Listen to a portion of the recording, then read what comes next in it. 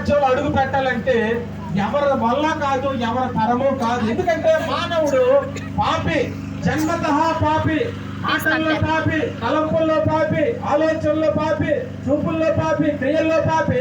జీవితాంతము కూడా మానవ జీవితం అనేటువంటిది ఒక పాపానికి సంబంధించినటువంటిది. పాపం అనేది మన చుట్టూ ఆవరించి ఉన్నది. పాపం అనేది మనకు ఎక్కడన్నా సరే ఆ పాపం మాత్రం నిన్ను విడవదు, పాపం మాత్రం నిన్ను వదలదు. అటువంటి మానవుడి యొక్క పాప జీవిత గతి చరిత్ర, ఇటువంటి మనుష్యుడు పరలోక రాజ్యంలో ఎలా అడుగు పెట్టగలడు?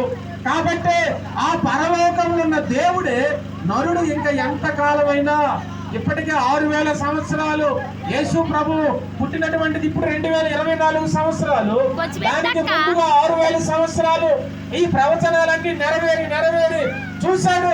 కానీ ఎవ్వరి వల్ల కూడా మానవుడు పరలోకానికి వెళ్ళలేకపోతూ ఉన్నాడు. మానవుడు దేవుడి దగ్గరికి చేరలేకపోతూ ఉన్నాడు.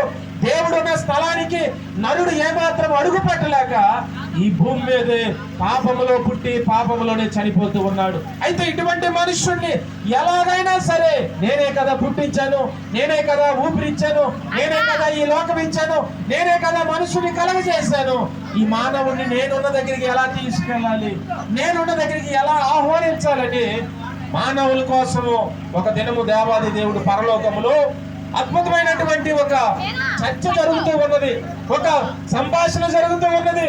ఆ సంభాషణలో ఏ దూత వెళ్తాది, ఏ దేవదూతలు వెళ్తాయని ఆలోచన చేస్తుంటే ఎవరి వల్ల కూడా పని జరగట్లేదు. అవి కూడా సమాచారాలు తేవటానికి, వార్తలు తేవటానికి, సందేశాలు తేవటానికి మాత్రమే కలగజేశాడు తప్ప మానవుడి యొక్క పాపాన్ని నుంచి విడుదల అవి కూడా కలగజేయించలేకపోతూ ఉన్నాయి. అయితే నేరుగా ప్రభువైన యేసుక్రీస్తు అనేటువంటి దేవుని కుమారుడు, తండ్రి కుమారుడు, పరలోకములో ఉన్నటువంటి నిత్యము మహిమలు అందుకున్న దేవుడు, ఘనతను అందుకున్న దేవుడు, అంత గొప్ప దేవుడు ఒకరోజు మానవుడి కొరకు, నేను ఎలాగైనా సరే మనుషుల కొరకు నేను ఈ భూమి మీదకి వస్తానని ఆయన ఉన్న స్థలానికి మనం వెళ్ళలేకపోతాం కనుక ఆయనే ఆయన స్థలాన్ని విడిచిపెట్టి, ఆయన మహిమను విడిచిపెట్టి, ఆయన ఘనతను విడిచిపెట్టి ఈ భయంకరమైనటువంటి పాపం అనేటువంటి లోకంలోకి వచ్చాడు. చెప్పండి కూడా సోదరులు చెల్లిద్దాం హల్లెలూయా. చూడండి దేవుని బిడ్డలారా, నిజంగా ఏ నాయకులు రావాలన్నా కొన్ని మారుమూల ప్రాంతాలకు రావాలంటే దానికి ముందుగానే ఆ హెలీప్యాడ్ అనేది, అంటే హెలికాప్టర్ దిగే ఆ స్థలంలో దాని కొరకు ఆ హెచ్చైనటువంటి హెలీప్యాడ్ ని ముందుగా నిర్మించాలి. దాని కొరకు రోడ్లు ఏర్పాటు చేయాలి. దాని కొరకు రాకపోకల రవాణా అంతటి కూడా ముందుగా కొంత నాయకుల బృందం వెళ్ళి అదంతా పరిశీలన చేసిన తర్వాత అప్పుడు మాత్రమే ఆ నాయకుడు, ప్రధాన నాయకుడు వచ్చి అది పరిశీలన చేసి ఏది అవసరమో దాని కోసం క్షుణ్ణంగా తెలుసుకొని మరలా వెళ్ళిపోతాడు. కానీ ఈ లోకం అనేటువంటి పాపం అనేటువంటి బురదలోకి, ఈ భయంకరమైనటువంటి చీకటి అనే బురదలోకి అడుగు పెట్టాలంటే హెచ్చన హెలీప్యాడ్ కాదు, కానీ మనుష్యుల యొక్క దోషాలు, అపరాధాలు, వీటి కొరకు అందులో ఏమాత్రం ఒక్క క్షణం కూడా దేవుడు ఉండలేడు. ఎందుకంటే మనిషి యొక్క పాపముతో చీకటి ఎంత మాత్రం వెలుగుతో సంబంధం కలిగి ఉండలేదు. పరిశుద్ధుడు అపవిత్రులతో ఉండలేడు. అటువంటి పాపము, అటువంటి అపవిత్రత. కానీ యేసు ప్రభు మాత్రము ఈ పాపము, అపవిత్రత, లోకములో ఉన్న చీకటి అంతా కూడా ఆయన తీసుకుని, ఆయన భరించి, ఆయనలో ఉన్న వెలుగును, ఆయనలో ఉన్న స్వస్థతను, ఆయనలో ఉన్న నిత్యరాజ్యాన్ని, ఎందుకంటాడు I am the way, I am the resurrection, అంటే నేనే మార్గమును, నేనే పునరుత్థానమును. దేవుని బిడ్డలారా, నేనే జీవమును, నేనే పునరుత్థానం అంటాడు. మార్గము, సత్యము, జీవం అది వేరు.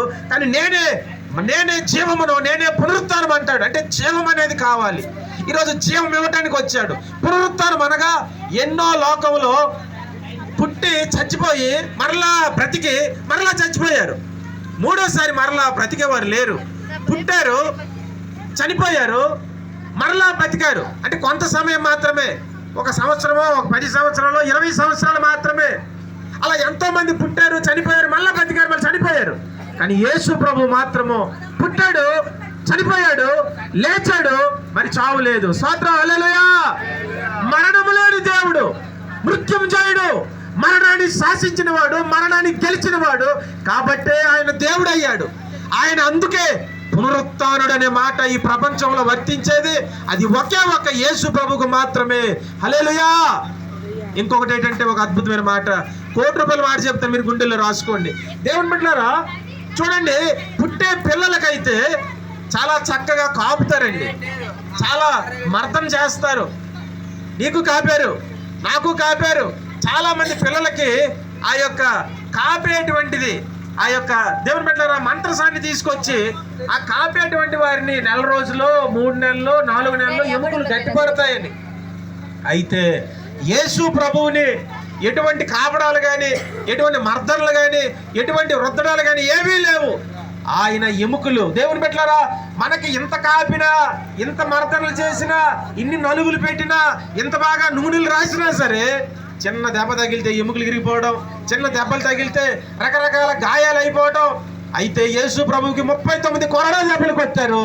ఎన్నో భయంకరమైనటువంటి ఆ యెరూషలేము మార్గములో ఆయన సిలువ 120 కేజీల బరువు కలిగిన సిలువను ఆయన పలుమార్లు పడిపోయినప్పటికీ, ఆయన దేహం అంతా దున్నబడినప్పటికీ లేఖనాలు సెలవిస్తూ ఉన్నాయి, వాక్యం చెప్తూ ఉంది, ఆయన ఎముకలలో ఒకటి కూడా విరవబడలేదు. చప్పట్లు కొడదాం, హల్లెలూయా.